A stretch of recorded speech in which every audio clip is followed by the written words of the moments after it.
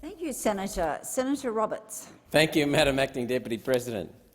As a servant to the people of Queensland and Australia, I speak to the High Speed Rail Authority Bill 2022, or as I prefer to call it, the Elect Chris Minns as New South Wales Premier Bill. It's not a coincidence that this bill provides for the National High Speed Rail Network proposal to start with just one section between Sydney and Newcastle, just in time for the New South Wales state election in the coming March. Oh, the photo opportunities, the announcements, I can see them now. For example, vote Labor and we will get you to work in 40 minutes. What dishonesty, what treachery. I appreciate that the Central Coast and Hunter are now dormitory suburbs of Sydney. Every day, more than 100,000 residents use rail and road on their daily trek to Sydney for work, every day. High-speed rail would be a wonderful way to make that trip. The only problem with making that promise is that high-speed rail on that route is never going to happen. It's impossible. And here's why. The route consists of mountain ranges, massive sandstone cliffs and waterways. Unless the High-Speed Authority sprinkles magic dust, there's no way it will make a straight, flat track with the solid foundations necessary to sustain high-speed rail through the Hawkesbury, Central Coast and Lower Hunter. The current discussion involves sending high-speed rail along the existing alignment through the Central Coast, along the Gosford waterfront, through residential areas to Wyong, then via YE into the Lower Hunter. The area's geography makes any other route almost impossible, at least without substantial environmental impact, meaning massive, long tunnels and cuttings through 3 national parks and equally long and heavily engineered bridges across the frequent waterways and soft ground. Anything can be done at a cost, although the cost here will ensure a white elephant for taxpayers that will never recover the investment.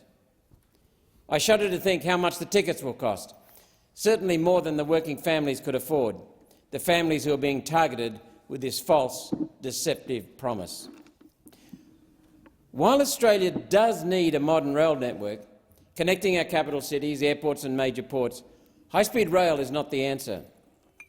The federal government last examined the possibility of building a 1,748-kilometre high-speed rail link from Brisbane to Melbourne in 2013, when the cost was estimated at $114 billion, with the Sydney to Newcastle section costed at $17.9 billion. Sydney to Newcastle costed at $17.9 billion. At that time, by the way, the Inland Rail was costed at $4 billion. It's now $20 billion, 5 times higher. So I would expect this same inaccuracy factor would apply to the fast rail, costing out this Sydney to Hunter section alone at $90 billion in today's dollars. $90 billion. The Grattan Institute has found high-speed rail projects have little chance of passing cost-benefit tests based on the typical discount rate used for transport infrastructure of about 7%. Marion Terrell, current director of the Grattan Institute's Transport and Cities program, has said that Australia is not suited to high-speed rail because its cities are too small and too far apart. Too small means the passenger volume will not be sufficient to justify the capital expenditure, leading to prohibitive fares or massive government subsidies, or most likely both.